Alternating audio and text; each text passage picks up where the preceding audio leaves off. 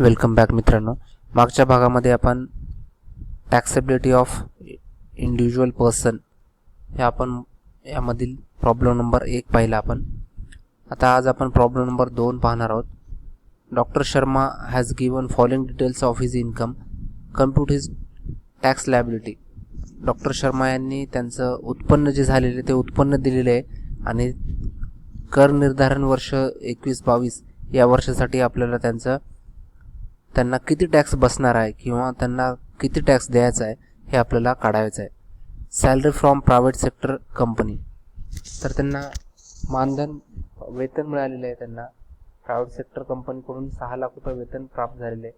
तर हे वेतन इन्कम फ्रॉम सॅलरी या सदराअंतर्गत करपात्र उत्पन्न आहे, त्यामुळे याला आपल्याला इन्कम फ्रॉम सॅलरी या सदराअंतर्गत घ्यावं लागेल. त्यानंतर लॉंग टर्म कॅपिटल गेन, दीर्घकालीन भांडवली संपत्तीपासून त्यांना लाभ झालेला आहे, तो लाभ आहे 36,500 रुपये.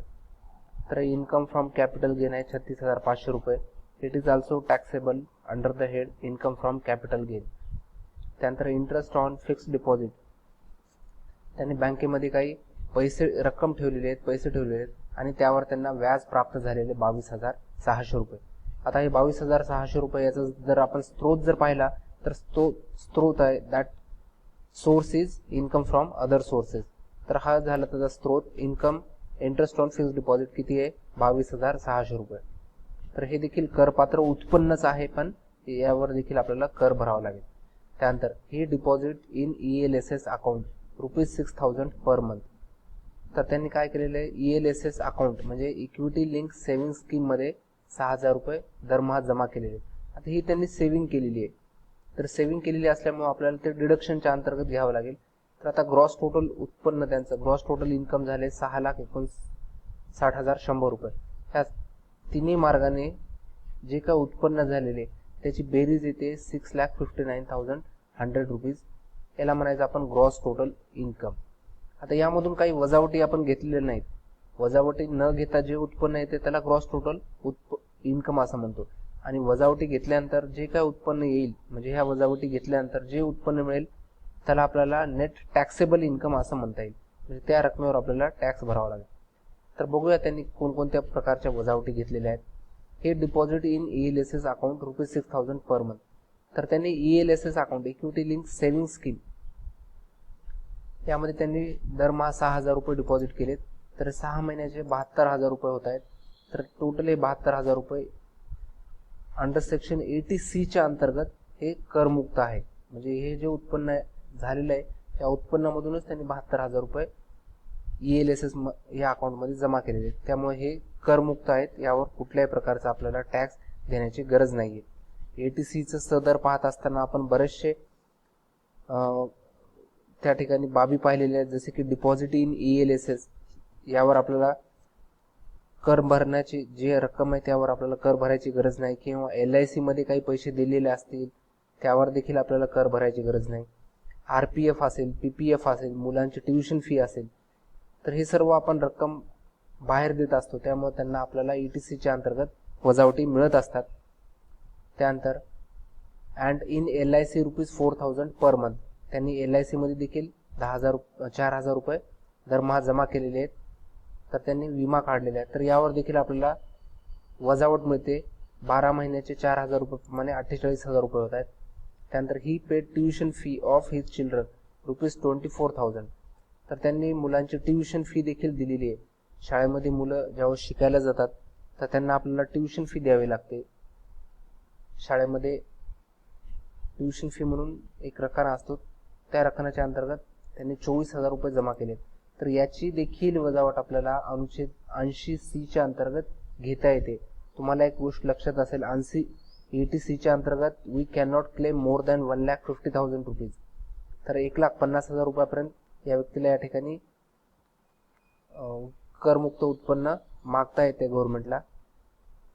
And he contributes ₹4,000 per month to PPF, आणि त्यांनी पब्लिक प्रोव्हिडंट फंडला 4,000 रुपये जमा केलेले दरमहा.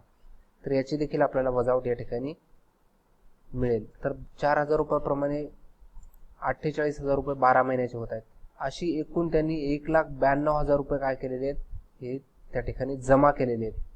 म्हणजे ELSS मध्ये जमा केलेले आहेत, LIC मध्ये जमा केलेले, ट्युशन फी दिलेली आहे आणि PPF अकाउंटमध्ये देखील त्यांनी जमा केले आहेत. असे 1,92,000 रुपये त्यांनी काय केलेले आहेत, बचत केलेली आहे.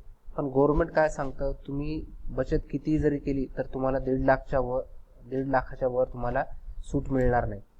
तर त्यामुळे त्यांचं उत्पन्न जे काही झालेले आहे त्या उत्पन्नामधून फक्त 1,50,000 लाखाचीच वजावट घेता येईल आपल्याला, 1,92,000ची वजावट नाही घेता येणार आपल्याला.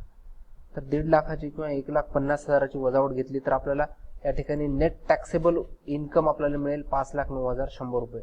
म्हणजे या रकमेवर त्या व्यक्तीला, डॉक्टर शर्मा यांना टॅक्स भरावाच लागेल. तर आपला स्लॅब, आता नेट टॅक्सेबल इन्कम काढल्यानंतर आपला स्लॅब काय म्हणतो हे पाहूया आपण. तर स्लॅबकडे वळूयात.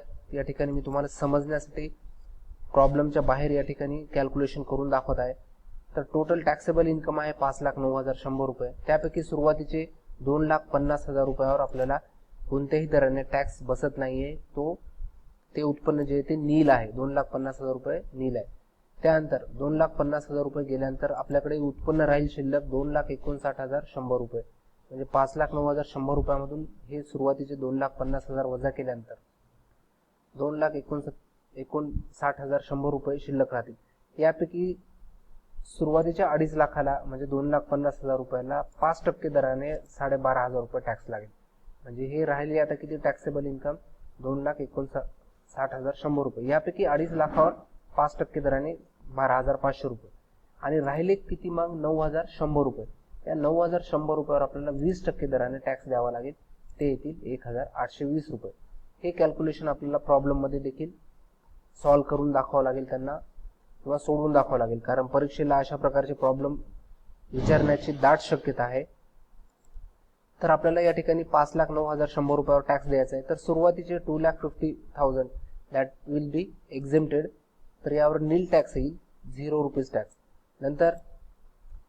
नंतरचे जे 2,59,100 रुपये त्यापैकी सुरुवातीच्या 2,50,000 रुपयावर 5% दराने टॅक्स येईल, 12,500 रुपये. आणि आता तिसरा स्लॅब जो आहे तो तिसरा स्लॅब आहे 20%चा. पहिला स्लॅब नीलचा आहे, दुसरा स्लॅब आहे 5%चा आणि तिसरा स्लॅब आहे 20%चा. तर 20%च्या स्लॅबमध्ये आता 9,100 रुपये येत आहेत किंवा बाकी आहे. आता 9,100 रुपयावर 20% दराने टॅक्स येईल आपल्याला 1,820 रुपये. असा एकूण टॅक्स आपल्याला येईल 14,320 रुपये. हा फक्त इन्कम टॅक्स झाला, म्हणजे हे जे उत्पन्न आहे या उत्पन्नावर 14,320 रुपये टॅक्स झाला. या व्यतिरिक्त तुम्हाला माहिती आहे की आपल्याला 4% सेस देखील द्यावा लागतो, किंवा हेल्थ अँड एज्युकेशन सेस म्हणजे उपकर देखील द्यावे लागतील. हे उपकर कशावर येतील, 14,320 रुपयावर हे उपकर येतील. 14,320 रुपयावर 4% दराने 573 रुपये हे अमाऊंट येईल आपल्याला, ते टॅक्स द्यावा लागेल. आणि ह्या दोन्हीची बेरीज येईल, म्हणजे हे उत्पन्नावर कर आणि या उपकर असे दोन्ही मिळून येतील 14,893 रुपये. म्हणजे हे 573, 14,893 रुपये. तर या ठिकाणी 93 म्हणजे हे वरचे जे फिगर आहे 93 रुपये, हे 3 रुपये जे दिसत आहेत याला राऊंड फिगर मध्ये कन्वर्ट जर केला आपण नियरेस्ट रुपीज मध्ये, तर हे 5 किंवा 5च्या वर हा आकडा नाहीये. त्यामुळे याला आपल्याला 3 रुपये कमी करावे लागतील, हे 14,890 रुपये. कारण 5 रुपये किंवा 5 रुपयापेक्षा जास्त असतं तर आपल्याला इथं 14,900 रुपये करता आला असता आपल्याला. पण या ठिकाणी 3 रुपये म्हणजे काही नाहीये, म्हणून राऊंड फिगर मध्ये याला कन्वर्ट केलं तर 14,890 रुपये शिल्लक राहतील.